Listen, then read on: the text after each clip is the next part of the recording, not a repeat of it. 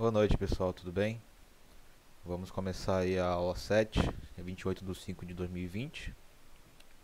Vamos começar aí vendo a nossa agenda, na qual hoje vai ser basicamente linguagem de programação. Lembrando que essa semana aí a gente viu basicamente os conceitos básicos de linguagem de programação e hoje vamos entrar aí de vez no que nós vamos estudar. Só que antes vamos dar um passeio aí em todas as linguagens de programação que o CLP nos oferece para programar. Bom, começaremos aí com a revisão, na qual foi da aula de ontem e vimos bastante coisa.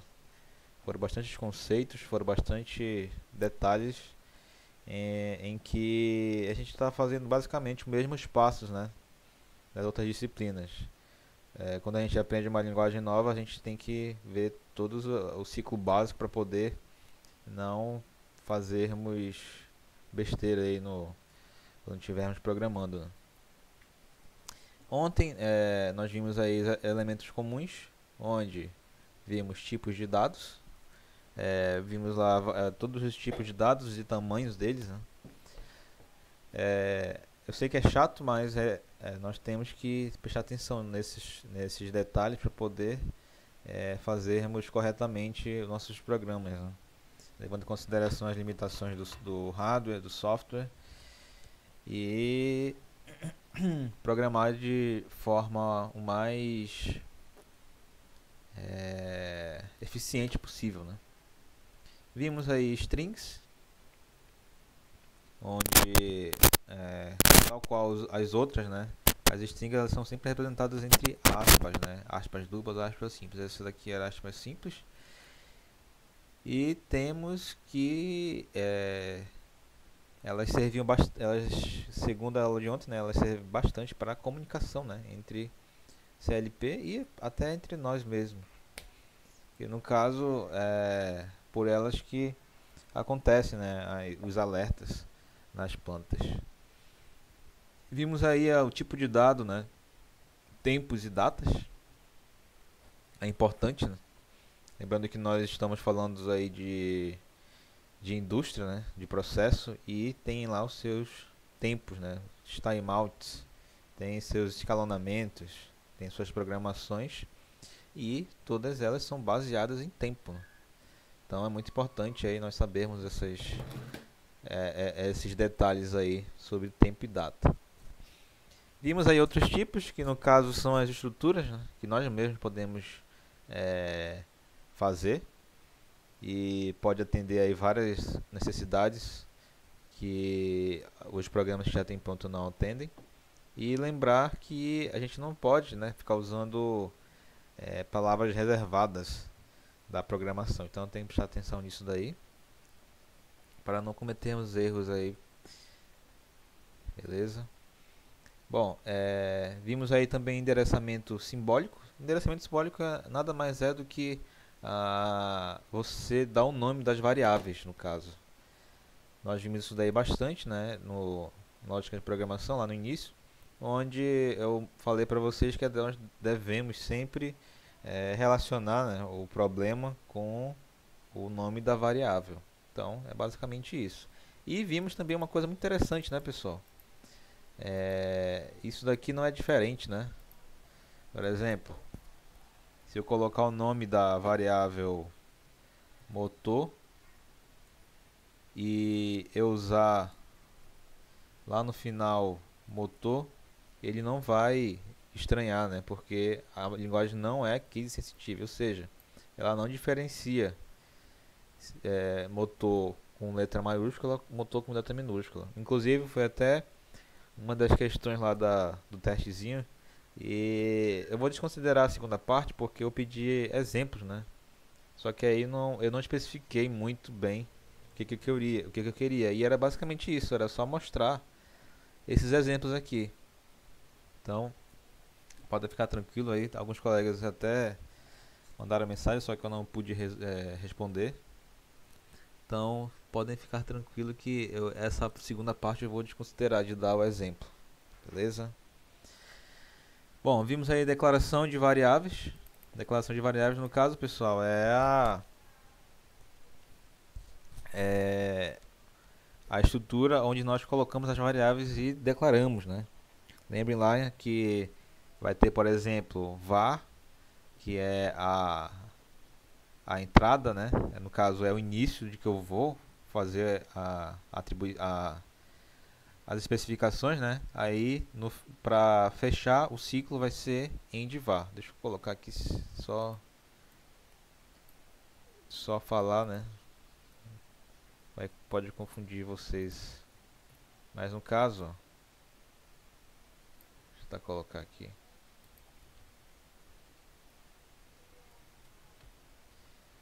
Temos aqui, pessoal, que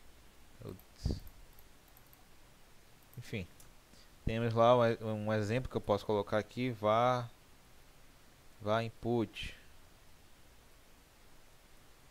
Aí você coloca aqui as variáveis que você quer e no final var end, né? Algo do tipo, né? Eu lembro que tem vários outros lá, mas é basicamente isso, né? Você delimita, né? E aqui no meio você faz as atribuições, coloca os tipos, né? Quero colocar a variável temperatura com um tipo de dado float, né? Que no caso é real. E assim vai. Variáveis internas, né? Como eu falei ontem, eu fiz a comparação. No caso, quando nós tivermos lá os blocos de programação, as funções, nós vamos utilizar, às vezes preciso de variáveis para coletar valores temporariamente. Então, a gente pode fazer isso com as variáveis internas. Da mesma forma aqui, variáveis de saída, variáveis de entrada e saída. Aqui no caso, você pega uma variável e coloca lá na saída, no caso. E variável de entrada e saída é a mesma coisa. E eu falei também sobre variável global, né? Variável global, qualquer função, qualquer bloco de função pode enxergar a variável. Beleza? Então essa foi aí a nossa revisão. Observe que nós vimos bastante coisa. E no final de semana aí eu vou passar mais um trabalhinho, mais teoria para fixar. E aproveitem que é bastante teoria logo no início para tirarem boas notas. E pelo que eu vi ali na sala de aula do aplicativo, alguns colegas aí não entregaram e eu solicito aí que entregue, pessoal, que no final da disciplina eu não vou ficar pedindo mais não. Beleza? Bom, vamos continuar aqui. Começaremos aqui com linguagem de programação, né? Na verdade nós vimos aí quase a semana toda, só que hoje a gente vai entrar de fato nessas linguagens que podemos programar no CLP, né? Então começamos aqui que a norma IEC 61131 dígito 13 definiu sintática e semanticamente 5 linguagens de programação. Lembrem lá dessa norma, né? Dessa padronização. Só para recordar, essa padronização ela tirou, né, aquela situação em que cada fabricante fazia do seu jeito. Então essa norma veio para padronizar tudo isso. E a partir desse momento aí, todas as fabricantes, marcas foram seguindo um padrão de CLP. E esse padrão, né, além de padronizar, além de formalizar tudo e padronizar, ele também definiu como programar, sintática e semanticamente. Sintaticamente, lembrem lá, que é como a forma de programação, e semanticamente a estrutura, no caso, do programa, beleza? Como foi falado, né, tem 5, e temos aqui diagrama de blocos de funções, linguagem ladder, sequenciamento gráfico de funções, lista de instruções, texto estruturado. Nós veremos aí cada uma delas um pouco detalhado e com exemplos para não ficar muito chato, né? Mesmice. Bom, dessas 5 linguagens de programação, temos aí que 2 são textuais e as outras 3 são gráficas. E iremos começar aí com a linguagem Ladder, que é do tipo gráfica, né? Ela é uma linguagem do tipo gráfica. E é uma linguagem gráfica baseada na lógica de relés e contatos elétricos para para a realização de circuitos de comandos e acionamentos, né? Temos aqui ao lado, pessoal, alguns símbolos que representam aí na prática, né, a implementação. E o Ladder, a linguagem Ladder, foi uma das primeiras linguagens utilizadas pelos fabricantes. É a mais difundida e, portanto, é encontrada em quase todos os CLPs da atual geração. Então, ela sempre foi utilizada desde o início pelas fabricantes. Então, é mais fácil de encontrar as coisas aí com ela. E aqui temos alguns símbolos, onde temos aqui que esses símbolos aqui que parece aí de capacitor, na verdade é de relé, né? E no caso são os relés aqui que não estão em contato. Aí aqui temos o indicador da lâmpada. Aqui no outro tem o push button, que é basicamente um botão onde você aperta e há o contato. Tem esse overload reta que eu desconheço, confesso a vocês que eu tenho que dar uma olhada ainda. Temos aqui o contato do relé fechado, no caso. Temos esse outro elemento aqui que parece um indutor, não sei também, de fato não sei. Tem um relay coil, tem o solenoide, tem os motores trifásico, tem o push button, só que esse daqui quando a gente aperta ele desliga, ele não fica mais em contato, diferente daqui do push button que só nós apertamos, mas no caso aqui ele está não está em contato, aqui está em contato. E fusíveis, né? Então aqui nós temos um exemplo prático, né? Mas aí, bobinas e contatos são símbolos utilizados nessa linguagem, que foi como eu mostrei lá ainda há pouco, no slide anterior. Os símbolos de contatos programados em uma linha que representa as condições que serão avaliadas de acordo com a lógica. O resultado determina o controle de uma saída, que normalmente é representado pelo símbolo de uma bobina. Está aqui, pessoal. Aqui temos as entradas. Tem aqueles botões lá que nós vimos, né? Tem os relés aqui de contato, as chaves. Aqui é o processamento, no caso, também representado pelas essas figuras, que vão ter uma lógica aqui dentro, e a saída que no caso vai ser o motor, o solenoide, lâmpada e assim vai. Beleza? Então essa é basicamente a linguagem Ladder. A gente vai mexer aí com essas simulações ainda. E se vocês quiserem também já olhando, fiquem à vontade. Mas acredito que nós vamos utilizar o Ladder e depois temos aí alguns experimentos para fazer lá no laboratório que já estão até comigo. Temos aqui a próxima linguagem, pessoal, é a linguagem lista de instruções. E no caso, ela é inspirada na linguagem Assembly e de característica puramente sequencial. Ou seja, pessoal, é semelhante a um algoritmo que nós vimos lá no início, né? Vai fazer passo a passo até chegar no resultado. E eu mostrei para vocês o Assembly, né? Então fica mais metódico ainda e precisa aí de vários passos para chegar a um objetivo. Ela é caracterizada por instruções que possuem um operador. Podem incluir um ou mais operandos separados por vírgula. É indicada para pequenos CLPs ou para controle de processos simples. Aqui a seguir nós veremos alguns comandos, né? Onde temos aqui o LD. O LD significa carregar acumulador, um valor de entrada.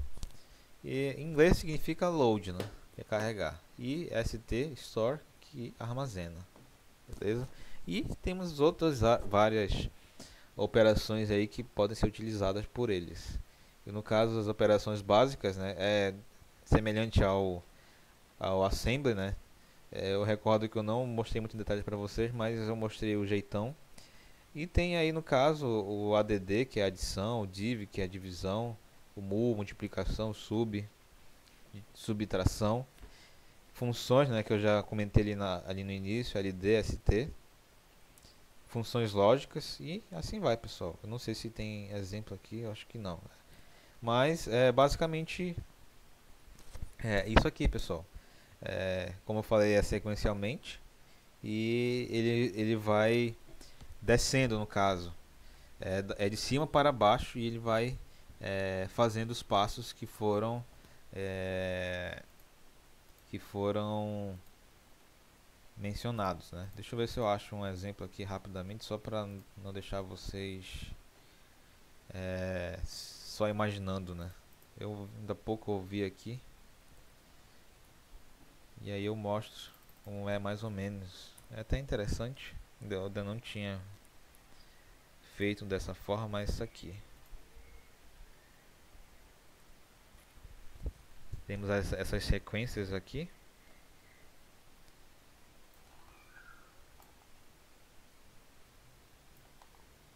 Tá aqui. Esse aqui são os comandos. Vocês verificam que LD é load, né? Ele vai carregar aqui um endereço aqui e vai fazer todo esse processamento, né? Como eu falei, a sequencial vai ser linha por linha, ele vai fazendo as coisas. E como foi dito anteriormente, ele é indicado para programas pequenos e simples, né? Que aí você não tem como se perder. Bom, continuando, temos aqui linguagem de programação, texto estruturado, onde o texto estruturado é basicamente o que nós já fizemos aí várias vezes, né? Vimos lá em lógica de programação,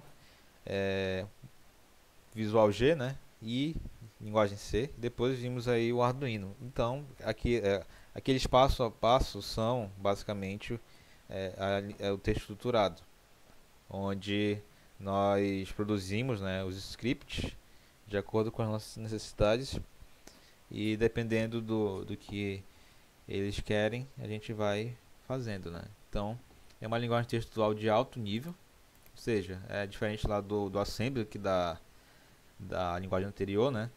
Que é semelhante ao Assembly. E é muito poderosa. Ela é inspirada na linguagem Pascal, que é semelhante ao C, e contém todos os elementos essenciais de uma linguagem de programação moderna. Ou seja, você tem vários recursos lá, como esses aqui, né? Que vocês já estão careca de ver e de saber, inclui as instruções condicionais, if and then else, que é o se não, né? O case, que é o caso, switch, case, é o switch case, e as instruções de interações, né? O for, o while e o repeat, que são bastante utilizados até hoje. Eu estou fazendo um curso online também e vendo parte de programação web, a gente usa bastante isso daqui ainda, pessoal, para fazer algumas verificações. Então, vocês sempre verão essas instruções básicas aqui na sua vida profissional acadêmica. Então, por isso que é interessante que vocês saibam bastante e façam outros exercícios que forcem você pensar numa lógica melhor. Então, não percam aí o time, né? Não deixem de ficar praticando. Isso aqui vai ser sempre utilizado. E aqui no caso ele encoraja o desenvolvimento de programação estruturada. Lembrando que a gente vai ver daqui a pouco, é baseado nesse texto estruturado alguns blocos de diagramas que no caso são da linguagem, né? Beleza? Vou dar uma parada que já tem bastante tempo já.